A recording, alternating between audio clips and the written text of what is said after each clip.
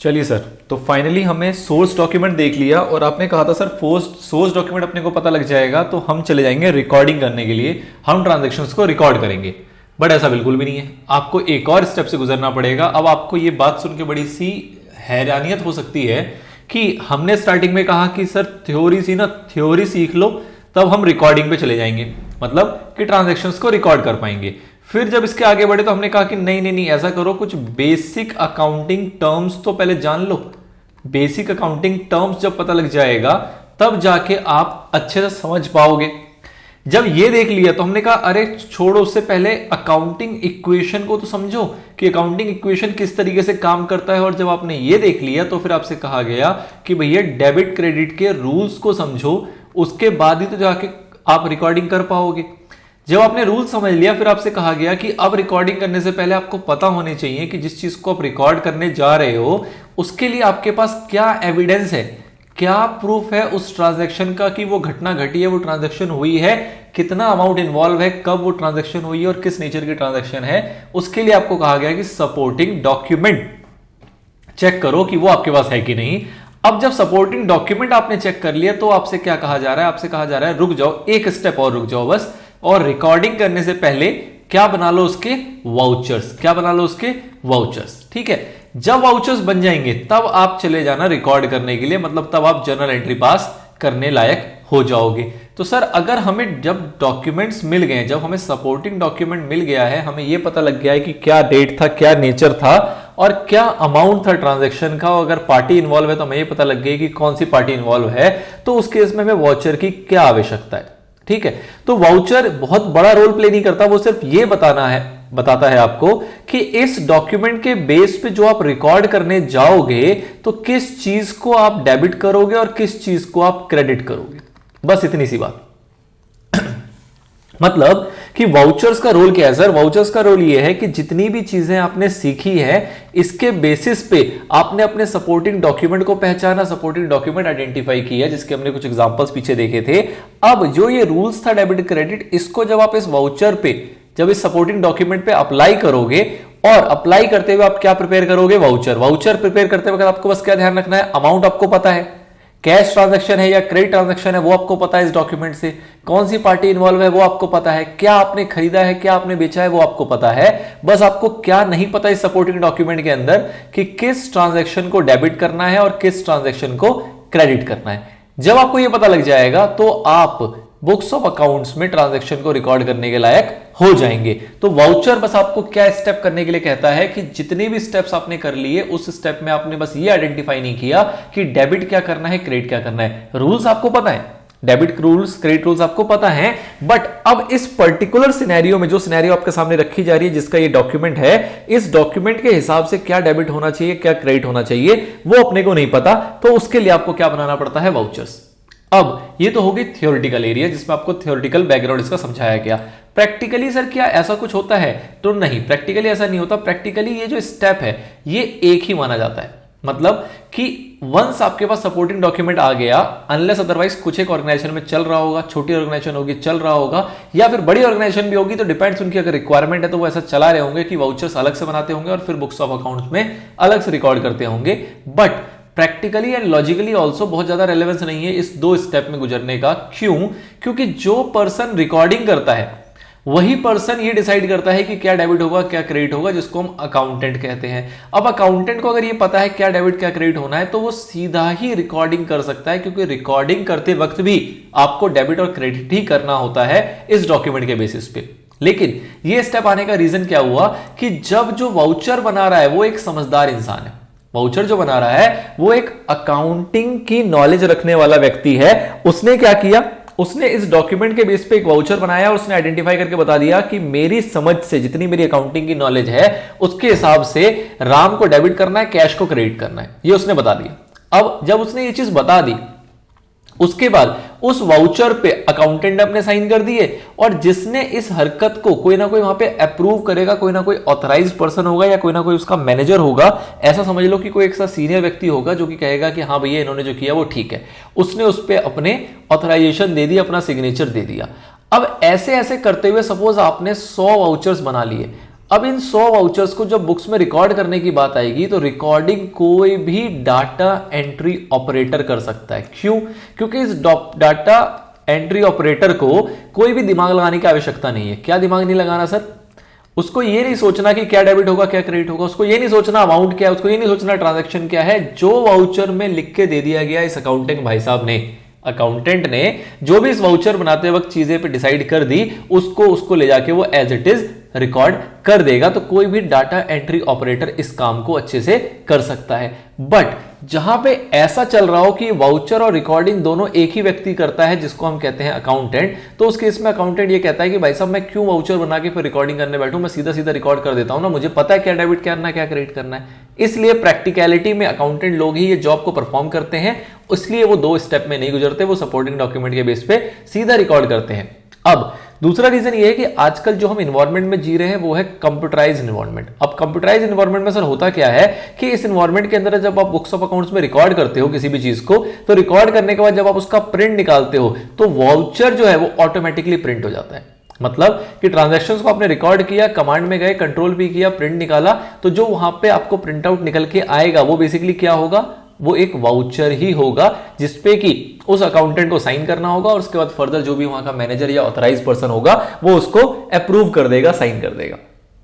ठीक है, तो इसलिए कंप्यूटराइज एनवायरनमेंट में और प्रैक्टिकली ये एक ही व्यक्ति करता है और वही व्यक्ति वाउचर और रिकॉर्डिंग दोनों से होके गुजरता है। ये कॉन्सेप्ट क्यों था, जहां पे एक अकाउंटेंट वाउचर्स को प्रिपेयर कर दिया करता था और एक ऑपरेटर को दे देता था कि लो भैया इसके बेसिस पे रिकॉर्डिंग कर डालो। वो वाउचर को देखता था, जो डेबिट क्रेडिट में लिखा गया वो डेबिट क्रेडिट करता हुआ सारी रिकॉर्डिंग को एक साथ कर दिया करता था। तो इसलिए 2 स्टेप प्रोसेस है। तो वाउचर का मोटा मोटा काम क्या है कि डॉक्यूमेंट्स को एनालाइज करते हुए ये बता देना कि क्या चीज डेबिट होगी और क्या चीज क्रेडिट होगी।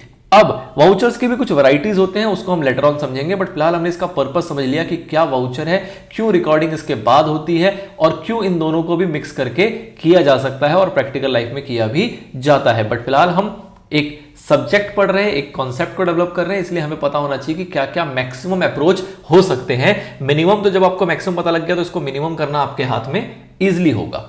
ठीक है, चलिए, तो ये थी वाउचर्स को लेके बातें। क्या है voucher sir? Voucher on the basis of source document, जो भी सोर्स डॉक्यूमेंट है उसके बेसिस पे जो एंट्रीज हैं वो सबसे पहले आप कहां रिकॉर्ड करते हो? सबसे पहले आप रिकॉर्ड करते हो कहां पे?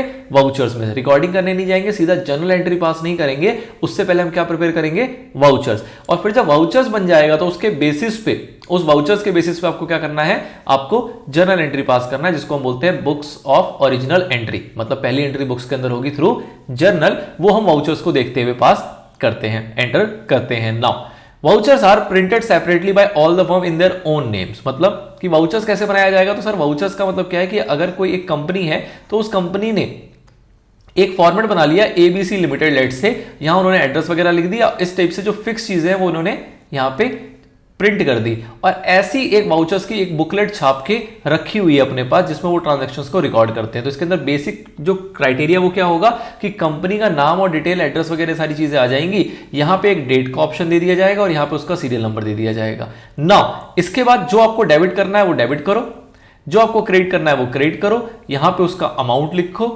और इसके नीचे इसका नरेशन लिखो। नरेशन का बेसिकली मतलब क्या होता है? डिस्क्रिप्शन लिखना कि क्या ट्रांजैक्शन हुई है। और उसके बाद अंत में अपना साइन करेगा कौन? अकाउंटेंट। और उसके बाद उसको साइन कौन करेगा? उसका मैनेजर या फिर जो भी ऑथराइज पर्सन होगा। तो मोटा मोटा इस टाइप से एक फॉर्मेट है जो कि वाउचर्स का डेवलप कर लिया जाता है हर कंपनी के द्वारा। बेसिक पर्पस क्या है इसका कि सपोर्टिंग को देखते हुए आपको क्या डिसाइड कर लेना है? डेबिट और क्रेडिट, क्या डेबिट होगा और क्या क्रेडिट होगा। जब आपने ये डिसाइड कर लिया इस वाउचर के अंदर तो आपका वाउचर कंप्लीट हो जाएगा। कंपनी का नाम कैसे लिखना नहीं लिखना आपकी श्रद्धा है। सीरियल नंबर किसी भी वाउचर में होना अनिवार्य होता है ताकि वो सीक्वेंस मेंटेन कर पाए और कभी किसी वाउचर को आपको ढूंढना हो तो आप इजीली ढूंढ पाएंगे। और ऑडिटर्स वगैरह जब ऑडिटिंग करने आएंगे, जब वाउचिंग करने आएंगे तो इस वाउचर्स को देख के ही वो वाउचिंग कर पाएंगे और इसी अकॉर्डिंग आपको उसमें डेट प्लेस करना होता है कि किस डेट में आपने इस वाउचर को प्रिपेयर किया है, क्या डेबिट किया, क्या क्रेडिट किया है, क्यों डेबिट क्यों क्रेडिट हुआ है, उसके लिए आप उसका नरेशन लिखते हो और जो व्यक्ति इस पर दिमाग लगा रहा है वो इस पर साइन कर देता है। दूसरा वाला व्यक्ति इसको चेक करते हुए अप्रूव कर देता है, वो उसका मैनेजर या फिर कोई भी ऑथराइज पर्सन हो सकता है। ठीक है, तो ये हर एक फर्म का अपने नाम का खुद बनाया जाता है। Separate voucher is prepared for each transaction, हर ट्रांजैक्शन में एक सेपरेट वाउचर होगा and each specifies the accounts to be debited and credited. हर वाउचर में लिखा जाएगा कि हम किसको डेबिट कर रहे हैं, किसको क्रेडिट कर रहे हैं, वो उसमें आपको मेंशन करना है। Vouchers are prepared by an accountant. कौन बनाता है? ये अकाउंटेंट बनाते हैं। Any voucher is counter signed by the authorised person of the firm. मतलब प्रिपेयर किया इसने, ये तो साइन करेगा ही करेगा, साथ ही में जो भी ऑथराइज पर्सन है जो कि उस वाउचर को ऑथराइज करेगा कि हाँ जी ये वाउचर ठीक बना है, इसके बेसिस पे पैसे ले लेने चाहिए या पैसे दे देने चाहिए या फिर बुक्स ऑफ अकाउंट्स में ट्रांजैक्शन को रिकॉर्ड कर लेना चाहिए, वो जो भी ऑथराइज पर्सन होगा वो उस पर अपने हस्ताक्षर करके चलेगा। Now a serial number is put on each voucher. हर एक वाउचर के ऊपर एक सीरियल नंबर होना जरूरी है। And the relative source document are attached. इस वाउचर के पीछे हम क्या लगाएंगे? चाहे कैश मेमो है तो उसको अटैच करेंगे, अगर बिल है तो उसको अटैच करेंगे, अगर पेन स्लिप है उसको अटैच करोगे, अगर डेबिट नोट क्रेडिट नोट है उसको अटैच करोगे, अगर चेक है तो उसको अटैच करोगे, उसका काउंटर फॉलियो है उसको अटैच करोगे। मतलब जो भी सोर्स डॉक्यूमेंट है वो इसके पीछे आपको अटैच कर देना है कि इसके बेसिस पे वाउचर बनाया गया है। The vouchers are properly filed according to their serial number so that the auditors may easily vouch them and these may also serve a documentary evidence in future। ये भी एक प्रकार का डॉक्यूमेंट्री एविडेंस है जिसके बेसिस पे ये decide हुआ था कि क्या डेबिट करना है क्या क्रेडिट करना है, तो ये भी एविडेंस के रूप में काम आता है। सिक्वेंशियली होना चाहिए ताकि वाउचर्स को इजीली वाउच किया जा सके, चेक किया जा सके, किसके द्वारा? ऑडिटर्स के द्वारा, या इवन आपको भी फ्यूचर में अगर कभी इसको जरूरत पड़े देखने की तो आप इसको देख पाए, इजीली आइडेंटिफाई कर पाए, इजीली ढूंढ पाए, इसलिए सिक्वेंशियली और डेटेड होना जरूरी होता है। इसके फॉर्मेट्स वगैरह क्या है वो हम लेटर ऑन देखेंगे, कितने प्रकार के वाउचर्स होते हैं वो अपन लेटर ऑन देखेंगे।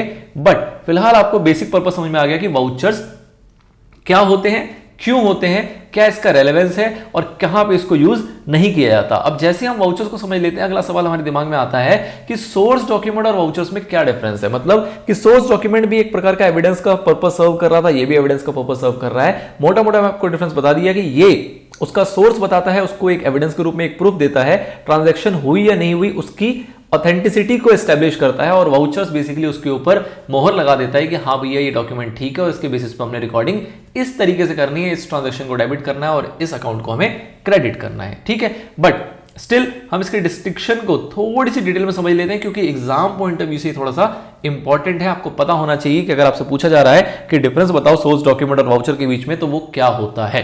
ठीक है, तो सबसे पहले हम क्या लिखेंगे? सबसे पहले हम लिखेंगे क्या? बेसिस। सबसे पहले हम क्या लिखेंगे? बेसिस। अच्छा, ओके,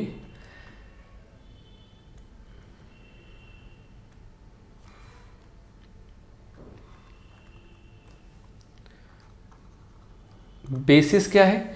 दूसरा आपके पास टर्म आएगा क्या? Source document. ये क्या है? और उसके बाद क्या आएगा आपके पास? वाउचर्स। ठीक है, सबसे पहला बेस लेते हैं, इनके बीच में रिलेशन क्या है? क्या कोई रिलेशन है सर? बिल्कुल रिलेशन है। क्या रिलेशन है इन दोनों के बीच में? तो इट इज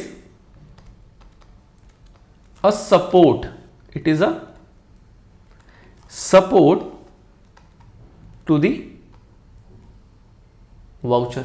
कोई भी वाउचर है वो क्या बिना सोर्स डॉक्यूमेंट के बना सकते हो? आप बिल्कुल नहीं बना सकते। तो वाउचर को सपोर्ट करने के लिए क्या है? वाउचर में आपको डेट, अमाउंट कौन बताएगा? आपको ये सोर्स डॉक्यूमेंट बताएगा। पार्टी का नाम अगर है तो कौन बताएगा? ये सोर्स डॉक्यूमेंट बताएगा। तो वाउचर प्रिपेयर करने के लिए जितनी इंफॉर्मेशन अपने को चाहिए वो कहां से मिलेगी? हमें सोर्स डॉक्यूमेंट से मिलेगी। तो इसलिए हम कहते हैं कि एक तरीके से वाउचर को सपोर्ट करता है। ठीक है सर। नाउ इसमें क्या बोलेंगे?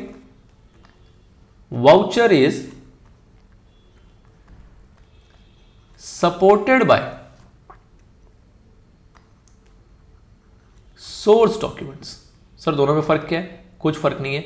हम मोटे मोटे पे कह रहे हैं कि ये क्या है? सोर्स डॉक्यूमेंट जो है वो वाउचर को सपोर्ट करता है। वाउचर के लिए हम क्या कह रहे हैं कि वाउचर जो है वो सपोर्ट के, किसके? सोर्स डॉक्यूमेंट के सपोर्ट के ही प्रिपेयर किया जाता है। तो बेसिकली दोनों के बीच में रिलेशन क्या है कि भैया वाउचर होना भी अनिवार्य है, लेकिन वो कब होगा? सोर्स डॉक्यूमेंट के बाद। इसको आप कह सकते हो ये प्राइमरी स्टेज है, ये उसका नेक्स्ट स्टेज है, नेक्स्ट स्टेप है towards the recording of any transaction. तो रिलेशन बेसिकली एस्टैब्लिश करना है। तो रिलेशन इस तरीके से कहा जाएगा कि ये सपोर्ट करता है वाउचर को, और इसमें कह सकते हैं कि वाउचर जो है वो सपोर्ट होता है किसके द्वारा? सोर्स डॉक्यूमेंट के द्वारा। ठीक है सर। नाउ दूसरा पर्पस क्या है? दूसरा पर्पस क्या है इसका? तो सोर्स डॉक्यूमेंट का पर्पस क्या है? रिकॉर्ड के ट्रांजैक्शंस को रिकॉर्ड करना इसका पर्पस है? नहीं। तो इसमें हम क्या लिख सकते हैं? It is not prepared to record transaction. It is not prepared to record transaction. ये हम इसलिए नहीं प्रिपेयर करते कि ट्रांजैक्शन को रिकॉर्ड किया जा सके, लेकिन इसके लिए क्या है? It is it is prepared to record transactions. इसको तो हम इसीलिए बनाते हैं ताकि ट्रांजैक्शंस को रिकॉर्ड किया जा सके। ये पार्शियल है, ये हम क्यों बना रहे हैं, ताकि सोर्स डॉक्यूमेंट के बेसिस पे आपके वाउचर्स प्रिपेयर किया जा सके। और वाउचर क्यों बना रहे हैं, ताकि इसके बेसिस पे आपके ट्रांजैक्शंस को रिकॉर्ड किया जा सके। Now this is the purpose. Now next क्या है, कंटेंट। सोर्स डॉक्यूमेंट में क्या होता है, क्या इसके अंदर ट्रांजैक्शंस की पूरी डिटेल्स होती है? बिल्कुल जी, पूरी डिटेल्स होती है। तो हम क्या कह सकते हैं, it contains full details of a transaction। इसमें किसी भी ट्रांजैक्शंस की पूरी डिटेल्स होती है, कौन पार्टी है, कितना अमाउंट है, किस डेट पे हुआ, क्या नेचर है, सारी बातें आपको सोर्स डॉक्यूमेंट में मिल जाती हैं। वाउचर्स में क्या सब कुछ मिलेगा? नहीं। इसका मेन पर्पस क्या है? It provides information with respect to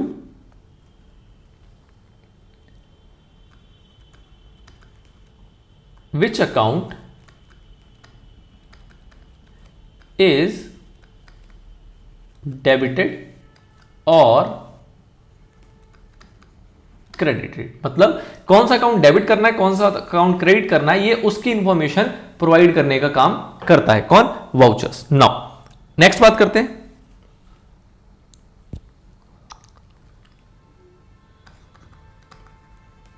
evidence. क्या सोर्स डॉक्यूमेंट जो है वो किसी भी ट्रांजैक्शन का एविडेंस हो सकता है क्या? बिल्कुल, it is a evidence of the transaction. ये किसी भी ट्रांजैक्शन का एविडेंस हो सकता है, एविडेंस के रूप में ही ये काम करता है। नाउ अगर वाउचर्स की बात करें तो ये क्या एविडेंस है? नहीं, ये एविडेंस नहीं है। ये क्या है? It is prepared for correct recording of transaction and not